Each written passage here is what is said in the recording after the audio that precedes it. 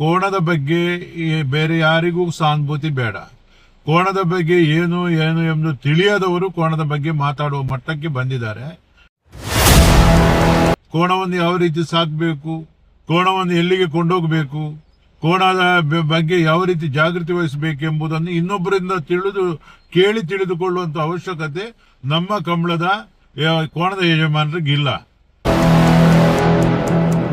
ನಮ್ಮ ಕರ್ನಾಟಕ ರಾಜ್ಯದ ಗೌರವ ಘನತೆಯನ್ನು ಬಿಂಬಿಸುವಂತ ನಾಡಹಬ್ಬ ಮೈಸೂರಲ್ಲಿ ನಮ್ಮ ತುಳುನಾಡ ಐತಿಹಾಸಿಕವಾದಂತಹ ಸಾಹಸ ಕ್ರೀಡೆ ಕಂಬಳವನ್ನು ಆಯೋಜನೆ ಮಾಡುವ ಬಗ್ಗೆ ಈಗಾಗಲೇ ಮೈಸೂರು ಜಿಲ್ಲಾಧಿಕಾರಿ ಮತ್ತು ಪ್ರವಾಸೋದ್ಯಮ ಇಲಾಖೆಯಿಂದ ಪ್ರಸ್ತಾವನೆ ಅಷ್ಟೇ ನಮಗೆ ಬಂದಿರುವುದೇ ಹೊರತು ಯಾವುದೇ ಕಂಬಳ ನಡೆಸುವ ಬಗ್ಗೆ ಅಧಿಕೃತವಾದಂಥ ಯಾವುದೇ ಮಾಹಿತಿ ನಮಗೆ ಬಂದಿಲ್ಲ.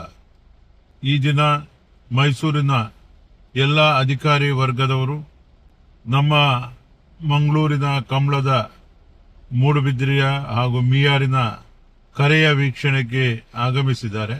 ಈ ಬಗ್ಗೆ ಮುಂದೆ ಮುಖ್ಯಮಂತ್ರಿಗಳ ನೇತೃತ್ವದಲ್ಲಿ ದಸರಾ ಕಂಬಳದ ಬಗ್ಗೆ ಸಮಾಲೋಚನಾ ಸಭೆ ಅವರು ಯಾವ ದಿನ ನಿಗದಿಪಡಿಸ್ತಾರೆ ಆ ದಿನ ನಾವು ಸಮಾಲೋಚನೆ ಮಾಡಲಿಕ್ಕಿದ್ದೇವೆ. ಈಗಾಗಲೇ ನಾವು ಪರ ವಿರೋಧದ ಬಗ್ಗೆ ಗಮನಿಸಿದ್ದೇವೆ. ಕಂಬಳ ಒಂದು ದೇವಾರಾಧನೆ, ನಾಗಾರಾಧನೆ, ಭೂತಾರಾಧನೆಯೊಂದಿಗೆ ಒಂದು ಕಡೆ ಸಾಂಪ್ರದಾಯಿಕವಾದಂತಹ ಕಂಬಳಗಳು ನಡೀತದೆ. ಅದರೊಂದಿಗೆ ಆಧುನಿಕ ಸ್ಪರ್ಶ ನೀಡಿ ಆಧುನಿಕವಾಗಿ ಇಂದಿನ ಯುವ ಪೀಳಿಗೆ, ಉದ್ಯಮಿಗಳು, ಬೇರೆ ಬೇರೆ ಕೃಷಿಕರು ಅವರು ಬೇರೆ ಬೇರೆ ಅವರದೇ ಆದಂತ ಆಧುನಿಕ ಕಂಬಳಗಳನ್ನು ಕೂಡ ಫೆಡ್ಲೈಟ್ ಆಗಿ ಈಗಾಗಲೇ ಪ್ರಾರಂಭ ಮಾಡಿದ್ದಾರೆ.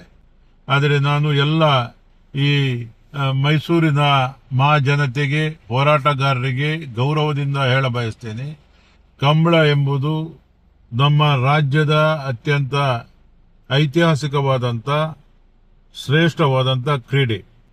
ಈಗಾಗಲೇ ನ್ಯಾಯಾಲಯವು ಆದೇಶ ನೀಡಿದೆ. ಈ ಕಂಬಳವನ್ನು ರಾಜ್ಯದ ಯಾವ ಮೂಲೆಯಲ್ಲೂ ಕೂಡ ಮಾಡಬಹುದು. ಇದಕ್ಕೆ ಯಾವುದೇ ರೀತಿಯ ಅಡ್ಡಿ ಆತಂಕ ಇಲ್ಲ. ಕೆಲವು ಷರತ್ತುಗಳನ್ನು ಒಳಪಟ್ಟು ಕೋಣಗಳನ್ನು ಯಾವ ರೀತಿ ಸಾಕಬೇಕು, ಯಾವ ರೀತಿ ಅಲ್ಲಿ ಸಾಗಾಟ ಮಾಡಬೇಕು, ಕೋಣಗಳನ್ನು ಮಗುವಿಂದ ಜಾಸ್ತಿ ಸಾಕ್ತಾರೆ. ಇಲ್ಲದೆ ನಮ್ಮ ಕಂಬಳ ಇಲ್ಲದಿದ್ದರೆ ಕೋಣದ ಸಂತತಿಯೇ ಇರ್ತಿರಲಿಲ್ಲ. ಅದನ್ನು ಉಳಿಸಿ ರಕ್ಷಿಸಿ ರಾಜ್ಯದ ಜನತೆಗೆ ತೋರಿಸಿಕೊಡುವವರು ಈ ತುಳುನಾಡಿನ ವೀರ ಕೃಷಿಕರು. ಆದ್ರಿಂದ ಕೋಣದ ಬಗ್ಗೆ ಬೇರೆ ಯಾರಿಗೂ ಸಹಾನುಭೂತಿ ಬೇಡ. ಕೋಣದ ಬಗ್ಗೆ ಏನು ಎಂದು ತಿಳಿಯದವರು ಕೋಣದ ಬಗ್ಗೆ ಮಾತಾಡುವ ಮಟ್ಟಕ್ಕೆ ಬಂದಿದ್ದಾರೆ.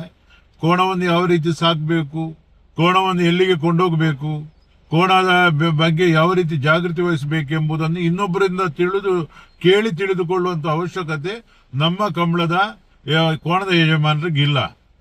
ಅನಗತ್ಯ ತಾವು ಪ್ರಚಾರಕ್ಕಾಗಿ ಈ ರೀತಿಯ ಗೊಂದಲಮಯ ಹೇಳಿಕೆಗಳನ್ನು ನಿಲ್ಲಿಸಿ ಕಂಬಳ ಎಲ್ಲಿ ನಡಿಬೇಕು, ಹೇಗೆ ನಡಿಬೇಕು, ಮತ್ತೆ ಯಾವ ದಿಕ್ಕಿನಲ್ಲಿ ನಡಿಬೇಕೆಂಬುದನ್ನು ನಮ್ಮ ಸರ್ಕಾರ ನಿರ್ಧರಿಸುತ್ತದೆ, ಕಂಬಳ ಸಮಿತಿ ನಿರ್ಧರಿಸುತ್ತದೆ.